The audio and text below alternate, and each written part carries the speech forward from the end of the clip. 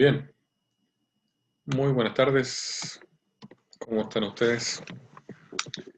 Bien, ahora vamos a seguir hablando un poquitito sobre lo que son un par de eh, enunciados, ¿ya? Que son importantes saber, ¿ya?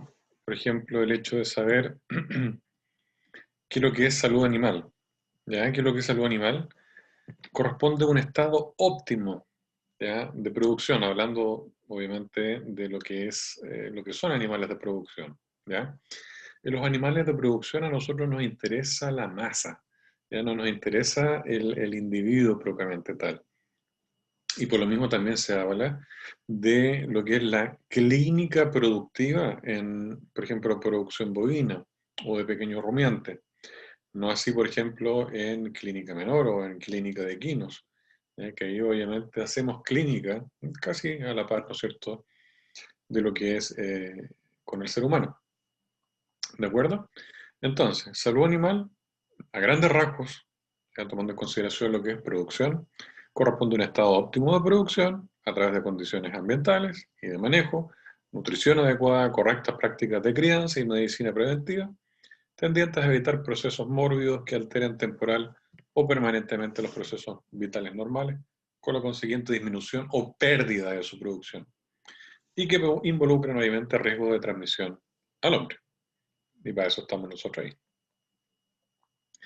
La producción será óptima si la calidad y cantidad de los productos pecuarios obtenidos y los servicios prestados, ¿no es cierto?, es la máxima, ¿ya? A partir de los recursos productivos disponibles o las actividades realizadas. Así también el concepto de óptimo depende, ¿no es cierto?, del nivel desde el cual se aplica el criterio, reflejando el punto de vista del productor, ¿ya? O el de la comunidad en su conjunto.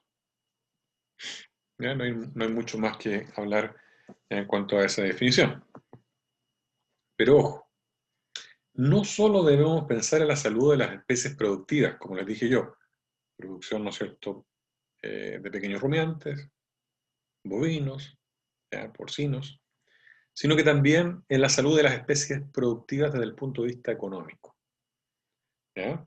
No solamente debemos pensar en la salud de las especies productivas desde el punto de vista económico, también pensar en la salud de las mascotas, ¿ya?, que tienen además de una finalidad productiva, una finalidad social como el cariño, afecto y protección, ¿no? ¿Quién no tiene hoy en día un perrito o un gatito? ¿No es cierto? También debemos pensar en la salud de los animales silvestres. Acuérdense incluso que la Organización Mundial de Salud Animal, ¿se acuerdan que ayer veíamos?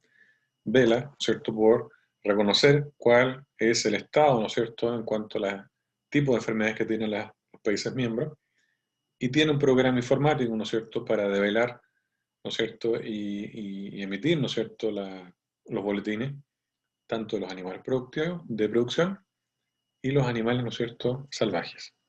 ¿Eh? El Wise Wild. ¿Se acuerdan? Bien, entonces, también debemos pensar en la salud de los animales silvestres, cuya existencia para el hombre es la de mantener la biodiversidad, cosa que se pierde día a día, como bien ustedes saben, belleza paisaje, como también protegerse de las enfermedades que pueden transmitirle y viceversa. Por ejemplo, ahí tenemos una foto de un pudú, ¿no es cierto?, o de un huemul, perdón. Lamentablemente hay varias enfermedades infecciosas, tanto bacterianas como parasitarias, que se transmiten hoy en día, por ejemplo, de perros asilvestrados hacia este tipo de cérvidos.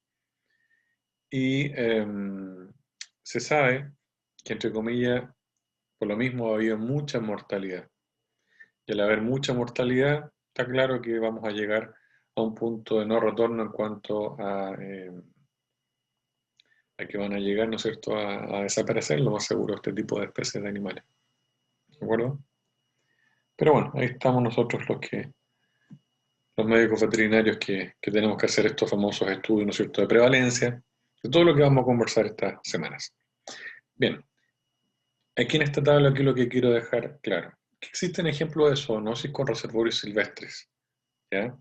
Así como en Europa o en China, como bien ustedes saben, sale el coronavirus supuestamente, ¿no es cierto?, estos animales que no hayan tenido contacto con el ser humano, También existen, ¿no es cierto?, por ejemplo, ciertos roedores, ¿ya?, que son portadores, ¿no es cierto?, de leptospirosis. Ustedes bien saben, ¿no es cierto?, que la leptospirosis es una enfermedad infecciosa, zoonótica, que puede, entre comillas, presentar o no presentar cuadros graves, ¿no es cierto?, tanto en animales como en seres humanos. Así también la brucelosis, ¿ya?, el anthrax. No es tan alto la prevalencia de anthrax, pero de todas maneras es importante saber que aún la tenemos. La tuberculosis, lamentablemente todavía no la podemos erradicar. La salmonelosis, ojo con los huevos, la salmonela, ¿no es cierto?, enteritis. En Chile, sobre todo con las famosas mayonesas, ¿no es cierto?, que se dejan ahí al calorcito, son espectaculares para agarrarse una buena salmonelosis. Enfermedades parasitarias como el Chagas, la famosa hidatidosis. Acuérdense que acá en la 9ª región, la hidatidosis, ¿no es cierto?, es transmitida normalmente a través de los perros. Se les tira, ¿no es cierto?, todo lo que son las vísceras de animales que se faenan, ¿no es cierto?, ahí en los campos y lamentablemente sin inspección veterinaria. Y está claro, ¿no es cierto?, que existe, ¿no es cierto?, el gran peligro. Aquí en la 9ª región, los casos de hidatidosis en el ser humano es muy, muy alto. Ya se operan muchos casos de hidatidosis y hay casos en que no se pueden operar. Ya cuando se encuentra el parásito en el cerebro, por ejemplo, un órgano importante, los cuales la cirugía es más peligrosa que dejarlo ahí, no más digamos, el bichito dentro de uno. ¿Mm? La famosa difilibotreasis, ¿ya?, los salmones de los lagos. Ya en los lagos de Chile, todos los salmones están parasitados, así que ojo con eso. ¿Ya? Y existen también enfermedades virales como cierto tipo de fiebres hemorrágicas como el hantavirus, bueno, también 9ª región, ejemplo. Y la rabia. 9ª región también tenemos el ejemplo de la rabia, aquí en la plaza de Temuco, cerca, incluso en la oficina de la Seremi de Salud. Tenemos, ¿no es cierto?, casos de rabia positivo todos los años. Está claro que no en perros, no en seres humanos, sino que en, ¿no es cierto?, murciélagos. ¿De acuerdo? Debemos pensar entonces también cuál es la causa por la que se produce una enfermedad. Debemos pensar eso, ¿no? ¿Cómo se dice causa o etiología? Es exactamente lo mismo. ¿Ya? Causa o etiología. Las enfermedades por lo general son multicausales. ¿Ya? Hay una multicausalidad de las enfermedades. ¿Ya? Por ejemplo, existen, ¿no es cierto?, factores que pueden incidir como factores climáticos, lluvias, inundaciones, todo lo que es el cambio climático hoy en día, sequías. La 9ª región, nosotros tenemos grandes sequías. Virus de la fiebre aftosa, en ejemplo de otros países, en Chile fue erradicado, ¿no es cierto? El estrés, ¿no es cierto?, puede causar, obviamente, baja inmunitaria y predisposición, ¿no es cierto?, a ciertas enfermedades con las cuales normalmente no tenemos. O sea, no se pueden enfermar los animales. ¿Ya? Bueno, esto es más o menos como un ejemplo el ejemplo de lo de lo que le está diciendo, que existe una multicausalidad en la enfermedad. ¿Ya? Así también existen múltiples factores, ¿no es cierto?, que se conocen como determinantes de la enfermedad. ¿Ya? Estos múltiples factores los conocemos como determinantes. Y los determinantes, y esto tienen que haberlo visto ustedes a lo mejor en primer año, suelen clasificarse en aquellos relacionados con el huésped, ¿ya?, con el hospedero, con el agente y con el ambiente. Todo esto se conoce como triada ecológica o triada epidemiológica. Pero, ¿ya?, esto es respecto en la conceptualización moderna de la epidemiología, ¿ya?, los efectos ligados al hombre han tomado gran relevancia. Por lo tanto, hoy en día no solamente se llama de triada epidemiológica, sino que hoy día se llama tetrada epidemiológica. ¿Ya? Porque gracias al ser humano se han ido profundizando, ¿ya?, los escenarios mundiales en cuanto a la presentación de enfermedades. Y por eso en vez de triada epidemiológica hoy en día se llama tetrada epidemiológica. ¿Ya? Entonces tenemos el agente, el huésped, el ambiente y el efecto antropogénico, o sea, el efecto ser humano. ¿De acuerdo? Esto es algo nuevo. Sigamos. Existen factores físicos del ambiente, como les dije yo, la sequía, el hacinamiento, los grandes planteles productivos, ¿ya? La mala higiene. ¿Mm? Vámonos ahora con los efectos propiamente tal, los cuales el ser humano tiene la culpa. Por ejemplo, ciertos tipos de políticas públicas. Vamos a ver brevemente esto. Políticas económicas, relaciones internacionales y políticas sanitarias. Ese es el efecto antropogénico. Por ejemplo, hoy en día se dice que los mayores productores de gas metano, ¿ya? A través de la fermentación digestiva y óxido nitroso, a través de la caquita, ¿no es cierto? Son las famosas vacas, los rumiantes. La ganadería es la principal fuente antropogénica del uso de la tierra. Imagínense, el 26% de la superficie terrestre se dedica a la producción de, ¿cierto?, lo que es la ganadería. ¿Ya? Y bueno, ahí tenemos la producción de pasto, un 18%, y de las emisiones, ¿no es cierto?, son producidas, como dije yo, por el ganado, ¿ya? De las cuales el 35% son emisiones gas metano y el 65% óxido nitroso. Bastante. El hombre también puede modificar a la gente, al hospedero y al ambiente, ¿se acuerdan de la tríada al principio? A través, por ejemplo, de manipulaciones de genética, como virus recombinante, ¿ya?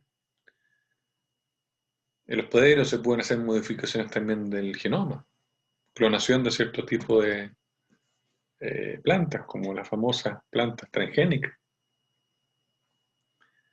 el ambiente, contaminación del aire, generación de gases de efecto invernadero, por quema de combustible y por la minería y agricultura, contaminación de agua y suelo, uso de plaguicidas.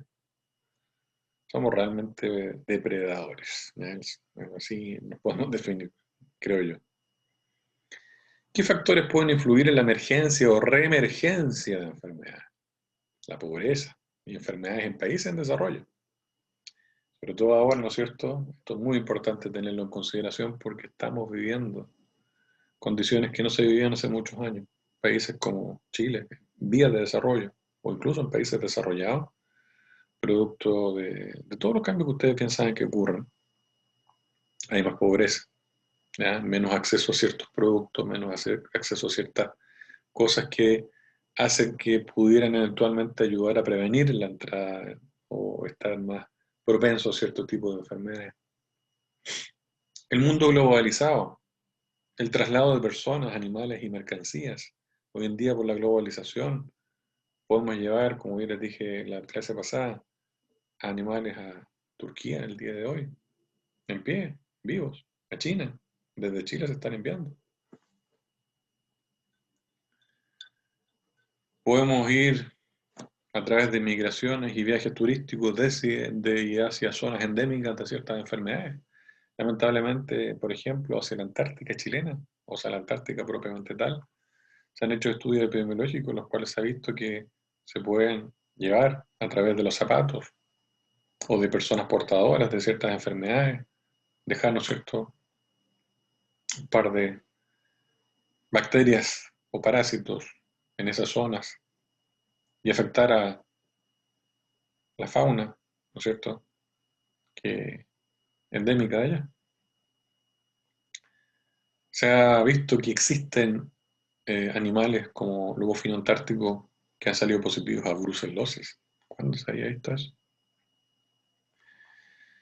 Nuevos asentamientos de agricultura, ganadería y humanos también entrando en contacto con nuevos vectores de enfermedades gracias al cambio climático.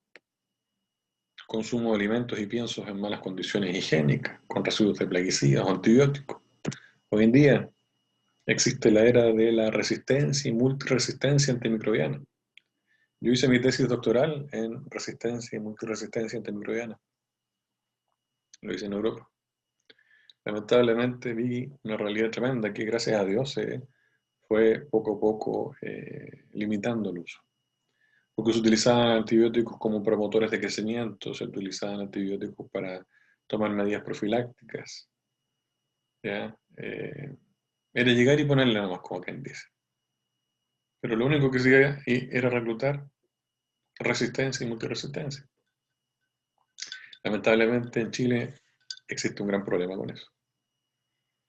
Pero bueno, esperemos que las autoridades puedan hacer algo. Bueno, y como les dije yo, el cambio climático, ya la colonización de nuestro territorio, ya, empiezan a llegar nuevos vectores biológicos de enfermedades. ¿Ya? Vámonos acá con una definición muy, muy importante. ¿Qué es lo que es una enfermedad emergente? ¿Ya? Las enfermedades emergentes son aquellas cuya incidencia se ha incrementado de las últimas 2 décadas o amenaza incrementarse en un futuro.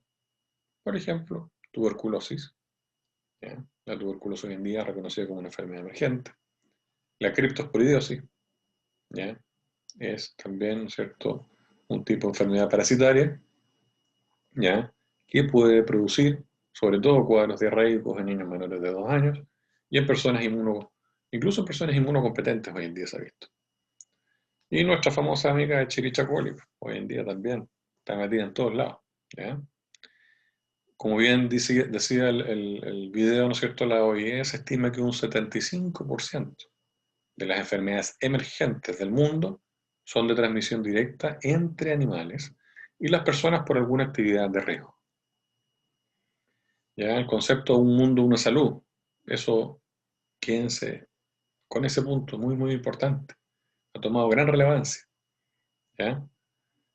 ¿Por qué? Porque debido a que por las enfermedades emergentes que han ido incrementando poco a poco, ¿ya?, su ocurrencia, han ido apareciendo también diversos agentes biológicos y determinantes de virulencia que tienen un potencial de propagación mundial.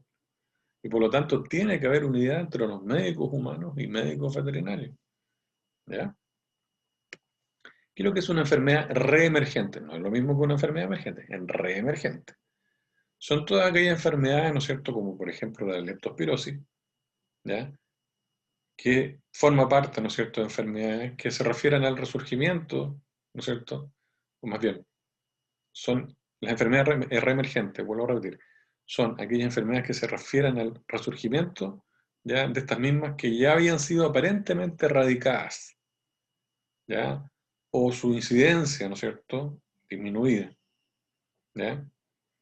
Hoy en día la leptospirosis, por ejemplo, en Chile es una enfermedad de denuncia obligatoria, ¿ya? Al final de la clase, si alcanzamos en esta clase, les voy a pasar un trabajo que hicimos nosotros de estudio de prevalencia de leptospirosis en comunidades mapuche, en los caballos, ¿ya? Y que obviamente por lo mismo también hay un riesgo de transmisión hacia el ser humano, ¿ya? Entonces, en conclusión, las enfermedades reemergentes son todas aquellas enfermedades infecciosas conocidas que después de no constituir un problema de salud tiempo determinado, aparecen nuevamente, ¿ya? Aparecen nuevamente cobrando, ¿no es cierto?, proporciones epidémicas, ¿ya?, de importancia. Las enfermedades emergentes y reemergentes, entonces, son un reflejo de la incesante lucha de los microorganismos por sobrevivir, buscando brechas en las barreras que protegen al ser humano contra las infecciones, ¿ya? Es interesante y preocupante. ¿Qué factores pueden, ¿no es cierto?, incidir en la aparición? Por ejemplo, el crecimiento y migración de poblaciones, como bien dijimos, crecimiento demográfico, ya la mayor llegada también de personas al país, el cambio de uso de suelo, etcétera, urbanizaciones, ¿ya? ¿Qué produce las alteraciones del hábitat natural? Por ejemplo, la aparición y aumento de vectores de enfermedades. Bonito. Aquí tenemos varios ejemplos. La leishmaniosis, la enfermedad del Nilo, o el West Nile virus, que lo tenemos en Argentina, que es una zoonosis, que dentro de su ciclo tenemos, ¿no es cierto?, a insectos, caballos y seres humanos, es una zoonosis. En Europa en este momento está produciendo gran problema. Bueno, tenemos, ¿no es cierto?, también a la rabia, ¿ya? La rabia, ¿no es cierto? Más bien en el norte, incluso llegando hasta acá, lo tenemos a través de murciélagos. Pero también lo tenemos a través de vampiros. Sí, existen vampiros en Chile. ¿Ya? Producen la rabia desmodina, que se llama, transmitida por el Desmodus rotundus. ¿De acuerdo? El desplazamiento del norte al sur de garrapatas. Dadas las condiciones climatológicas, hoy en día tenemos cierto tipo de garrapatas que no teníamos antes. Yo cuando llegué a Temuco hace como 15 años atrás, no había muy pocas garrapatas. Hoy en día hay muchas garrapatas. Y la garrapata, por ejemplo, la garrapata café del perro es capaz de transmitir muchas enfermedades a los animales, ¿ya? Y sucesivamente también al ser humano. Con respecto a la apicultura, muchos médicos veterinarios se dedican también a trabajar como apicultores o trabajando, ¿no es cierto?, directamente en cuanto al apoyo en la sanidad, ¿no es cierto?, de las abejitas, que sufren por los cambios de temperatura, ¿ya? La presentación de ciertos tipos de enfermedades parasitarias, sobre todo, como la varroasis, ¿ya? Que puede diezmar una población completa. ¿Mm? Y acuérdense que la polinización mantiene la biodiversidad, ¿ya? Sin abejas no va al mundo. Como bien dice ahí, la miel puede importarse, pero la polinización no. Así que no se le ocurra matar abejitas. Con respecto a las características que tiene Chile respecto a la posibilidad de ingreso de enfermedades transfronterizas, nosotros tenemos, acuérdense, el mar, tenemos la cordillera y tenemos un desierto.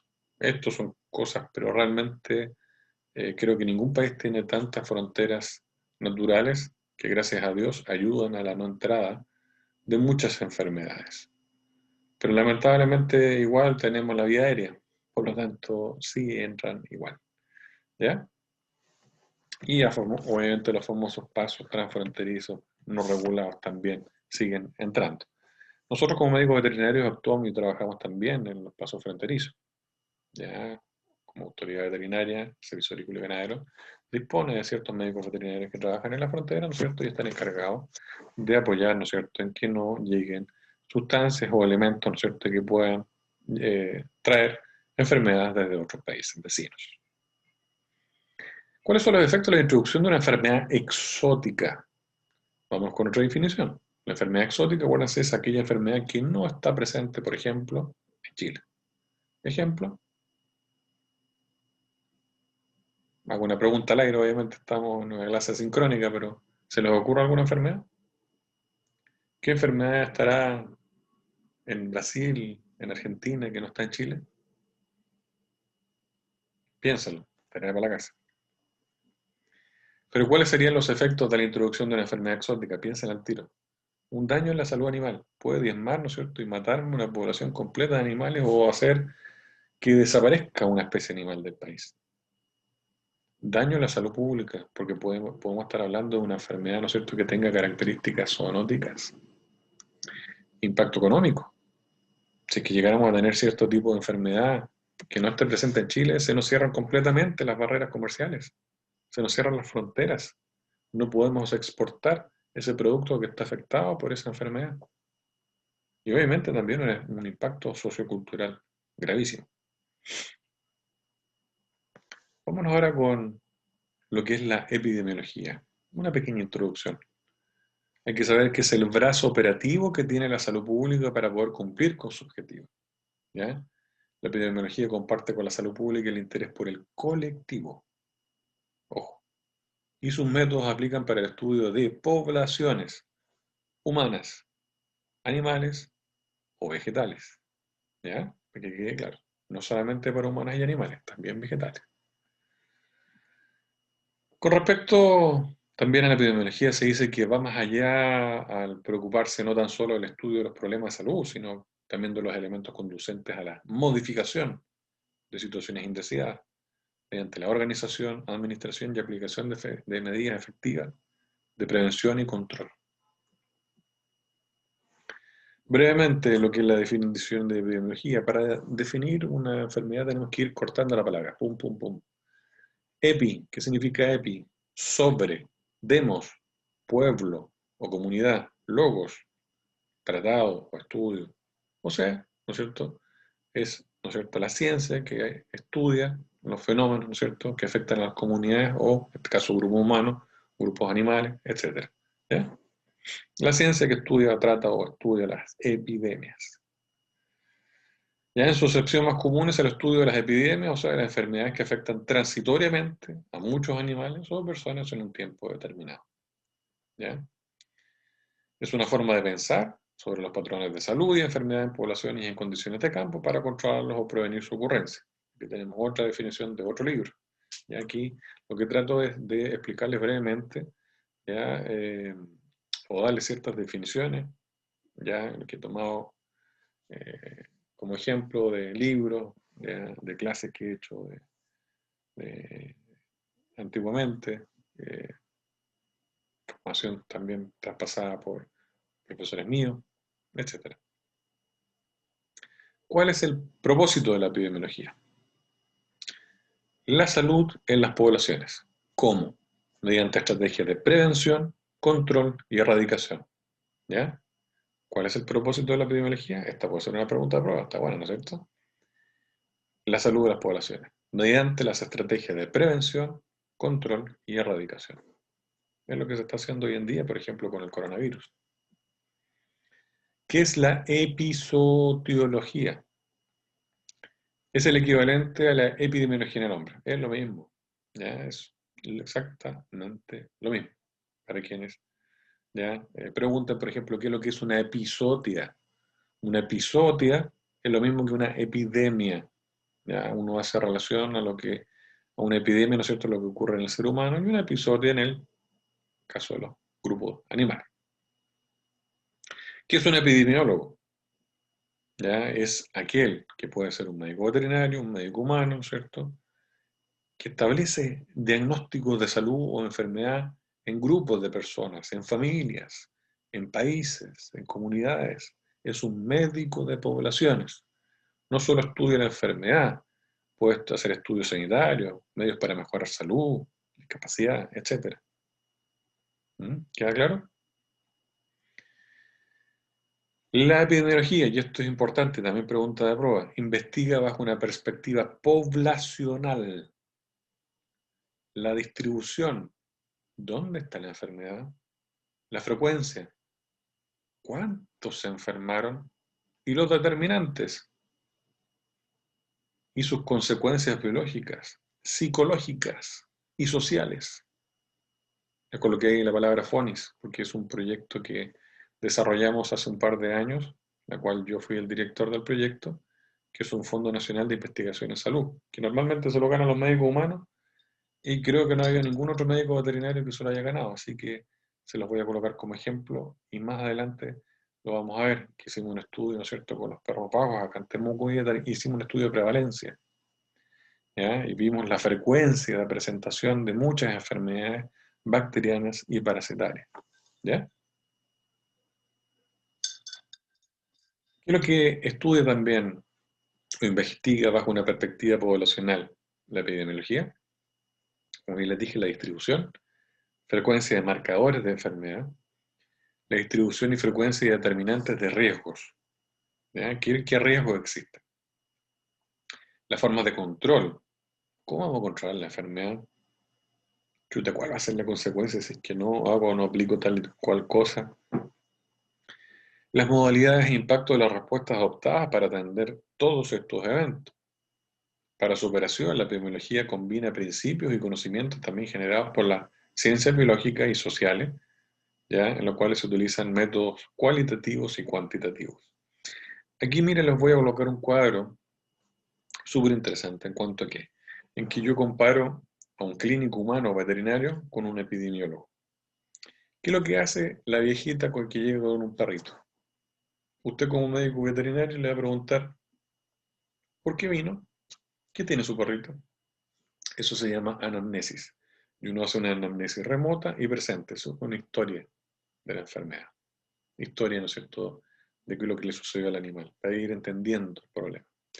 Y que lo que hace un epidemiólogo, hace una historia epidemiológica. Pregunta, ¿Desde cuándo o dónde comenzó supuestamente el problema?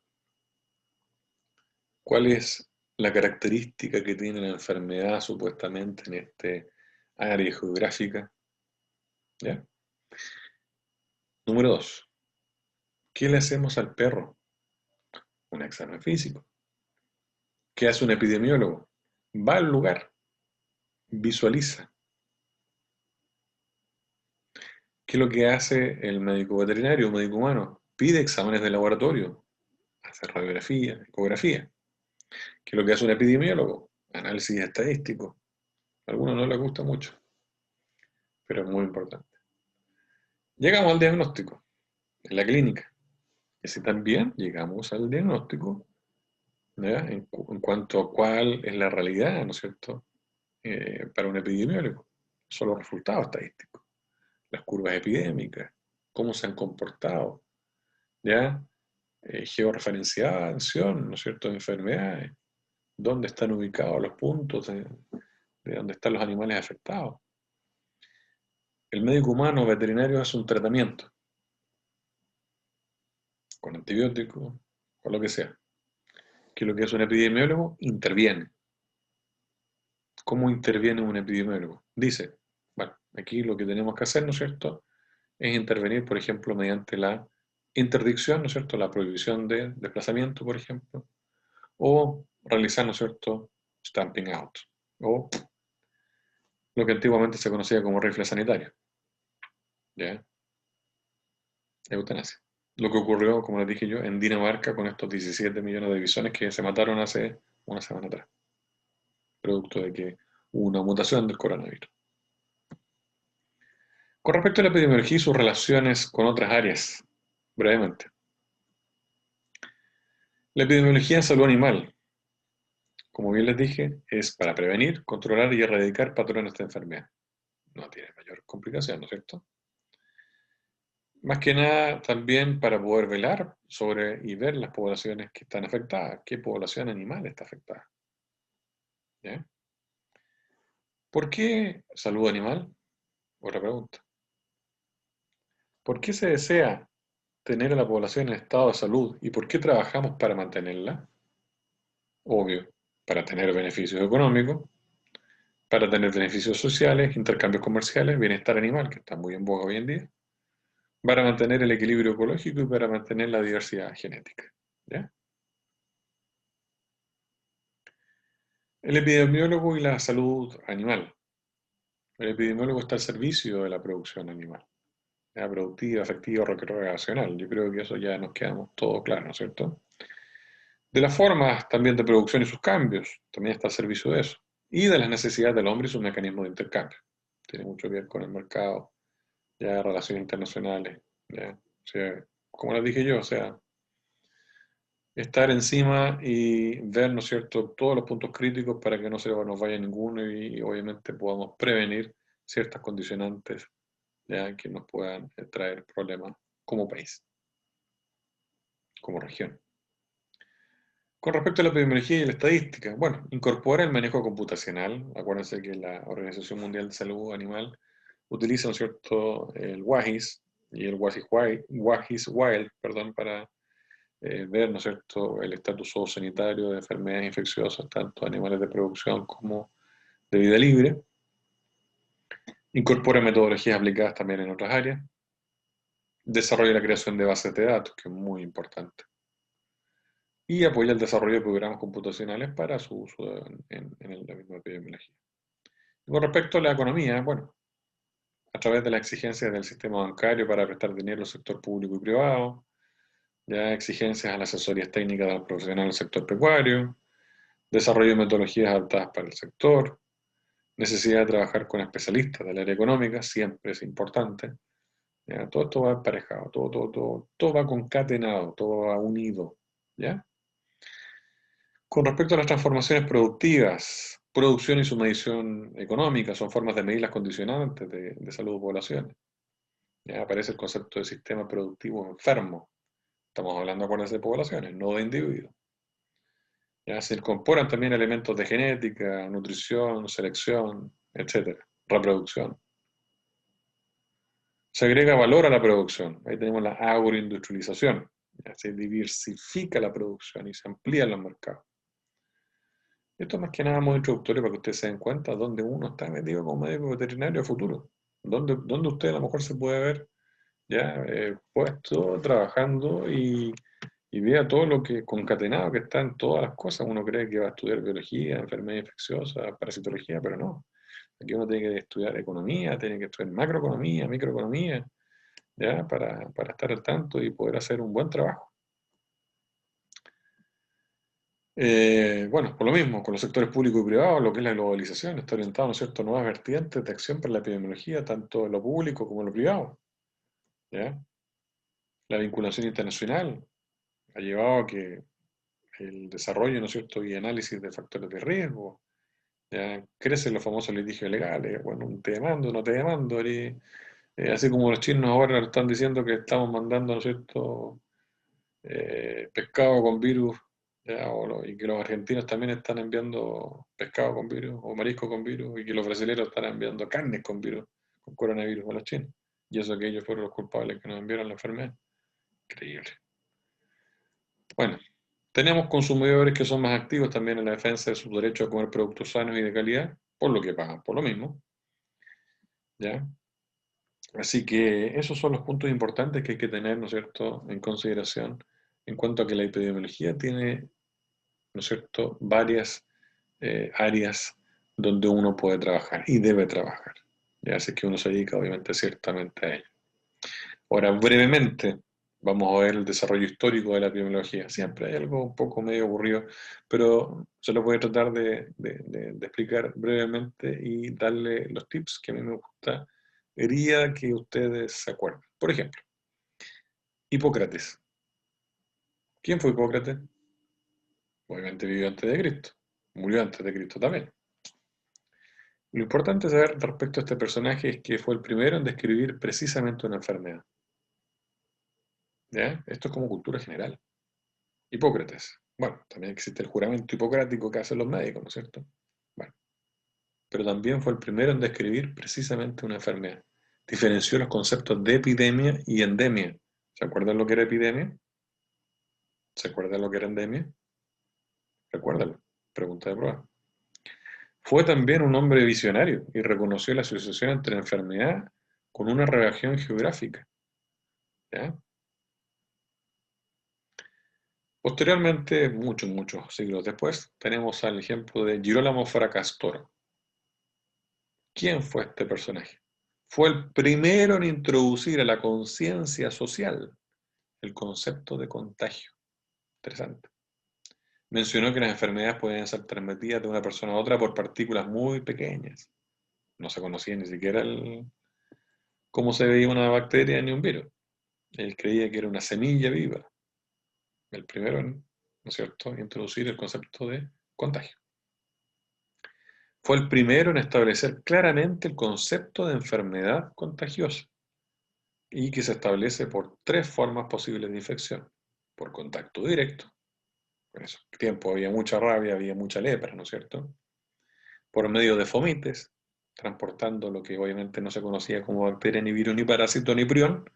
Él le decía la seminaria prima, pero obviamente se vio que existía la posibilidad de transmitir la enfermedad a través de los zapatos, de la ropa, ¿ya? Incluso, como ejemplo, ¿saben ustedes cuál fue una de las primeras armas bioterroristas? No fue el anthrax, sino que fue que se utilizó ropa de personas muertas, ¿ya? Por la peste negra que le decían, ¿ya? Por la Yersinia pestis, y le tiraban esa ropa a un pueblo, a una ciudad, en la noche, y con eso, ¿no es cierto?, se propagaba la enfermedad y en ese caso no había, como hoy en día se dice, una guerra sin disparo. Entre comillas, no me gusta hablar tan mal de los chinos, pero es lo mismo que está haciendo China ahora. Es como una guerra sin haber hecho ningún disparo. Interesante. Sydenham. ¿Quién fue Sydenham? ¿Ya? fue, ¿no es cierto?, un médico, ¿ya?, que también utilizó mediante estudios observacionales, ¿ya?, entonces, sobre la teoría de la historia natural de la enfermedad. ¿Qué es lo que es la historia natural de la enfermedad? Ojo, toda enfermedad tiene una historia natural, que nosotros como médicos veterinarios o médicos humanos somos y hemos sido capaces de poder cortar, separar o detener una enfermedad. Y así hacer que la historia natural de la enfermedad no ocurra mediante la vacunación, mediante procesos quirúrgicos, etcétera. ¿Ya? Aquí tenemos el ejemplo de la historia natural, por ejemplo, del virus papiloma, que hoy día ustedes bien saben, ya las niñitas y los niñitos están siendo vacunados a partir de los 9 años. Ya el virus papiloma humano es muy, muy prevalente en personas adultas, ya, y que obviamente fueron contagiados muchos cuando eran niños. Bueno, obviamente el virus papiloma, como ven ustedes, ya a través de relaciones sexuales, puede ser, ¿no es cierto?, contagiada a la mujer, muchas veces asintomático el virus papiloma en el hombre, no hacia la mujer, que comienza muchas veces como, bueno, es el agente etiológico, uno de los agentes etiológicos del cáncer cervicuterino, y que posteriormente produce un cáncer invasor. Esta es la historia natural de la enfermedad, ¿ya? Desde el virus papiloma hasta el cáncer cervicuterino y obviamente a veces la muerte si no hay un tratamiento oportuno, ¿ya? Jenner. Yo creo que muchos habrán escuchado hablar de Jenner. Es el padre de la medicina preventiva, ¿ya? ¿Qué es lo que hizo a través de la infección de la viruela, que había en el tiempo que él vivió? Inoculaba a personas sanas con el material, las lesiones que tenían las personas infectadas de la famosa viruela. Llegaba, le tomaba la muestra y se la inoculaba, ¿no es cierto?, a personas eh, sanas. Está claro que un par de cristianos se le murieron, obvio, ya, pero bueno, es como los primeros, ¿no es cierto?, formas de poder hacer, ¿no es cierto?, inmunización, ¿ya? Linde. ¿Quién fue Linde? Fue un epidemiólogo, ¿no es cierto?, que hizo estudios experimentales. ¿Ya? ¿Por qué le coloqué la foto Popeye? Porque no pillé la foto de Linde en ninguna parte.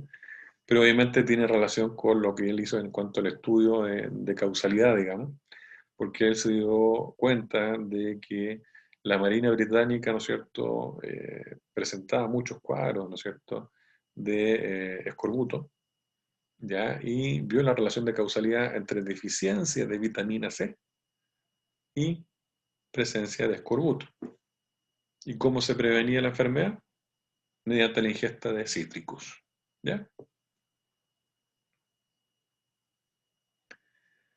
Esto es pregunta de prueba, chiquillos. ¿Quién es el padre de la epidemiología de campo? John Snow, ¿ya? Desde 1803, donde nació, hasta 1858, y este hombre hizo muchas, muchas cosas. Utilizó el método científico para recolectar información, hizo el primer mapa epidemiológico, identificó el barrio que afectó, ¿no es cierto?, y del cual obviamente se fueron produciendo diferentes, o sea, la diseñación de la enfermedad, y demostró que la transmisión de la enfermedad, en este caso era el cólera en ese tiempo, era debido a la contaminación del agua por la caquita de los enfermos. Antiguamente no existía, ¿no es cierto?, lo que hoy en día uno va al baño y tira el water y se va a la caquita, ¿no? Aquí la caquita la tiraban para el patio, para afuera, para la calle. O a veces habían bombas también que se llevaban también la caquita, pero no de forma tan adecuada como hoy en día. Y bueno, aquí les presento, chiquillos, el primer mapa epidemiológico. Y como se darán cuenta acá, ¿ya? Determinó, ¿ya?, la bomba por la cual, o de la cual, desde la cual, ¿no es cierto?, se fueron diseminando todos estos puntitos, son casos positivos de cólera, ¿ya? Este es el primer cuadro o mapa epidemiológico, ¿ya? Y se dio cuenta de que aquí era el problema, desde acá comenzó el problema. Bueno, y esta es una de las cosas que ustedes deben hacer en su trabajo, ¿ya? Colocar un mapa epidemiológico en su trabajo. Bradford Hill. Él hizo y vio la relación de causalidad entre tabaquismo y cáncer de pulmón, el primer estudio prospectivo de cohorte. Logros de la epidemiología. Ha hecho cosas muy importantes. Permitió el desarrollo del conocimiento de la historia natural, como bien usted ya les conté antes, del impacto de las vacunaciones y la planificación de las medidas que llevaron a la erradicación de enfermedades. Aquí tenemos la viruela, una enfermedad que afectó incluso a muchos parientes de ustedes, en la década del 70. ¿Ya? Vean ustedes cómo se presentaban las lesiones, con una mortalidad bastante alta igual. Y bueno, posteriormente, como viene ahí en el diario, dice, viruela fue erradicada del mundo en 1980, ¿ya? Gracias a estudios epidemiológicos. Así que ven que sirve la tontera, ¿ya? De repente es medio fome, pero entendiendo y haciendo un estudio epidemiológico es entretenido. Pero estas cosas, como les digo yo, hay que estudiarlas desde, bueno, todo tiene su fase, ¿ya? Cosas más entretenidas que otras, pero obviamente después obviamente uno junta todo y se hace entretenido, ¿ya? Y bueno, de ahí obviamente seguimos hablando de otros conceptos, pero voy a dejar esta clase hasta aquí, ya porque yo encuentro que fue bastante larga, ya por lo menos más de 40 minutos, 50 minutos, ya por lo menos quiero que estén atentos, ya para que si también no estudian tanto para la prueba, ya así que les voy a dejar la clase hasta acá y hoy día es miércoles, mañana jueves les voy a grabar otra clase más, ya, y para dar paso ya a la clase la próxima semana. Cualquier cosa, envíen un correo electrónico. Si tienen cualquier consulta referente a la clase o al trabajo, ¿no es cierto?, que tienen que hacer, mándenmelo, por favor. ¿De acuerdo? Bien, un abrazo y nos vemos en la próxima clase. Chao, chao.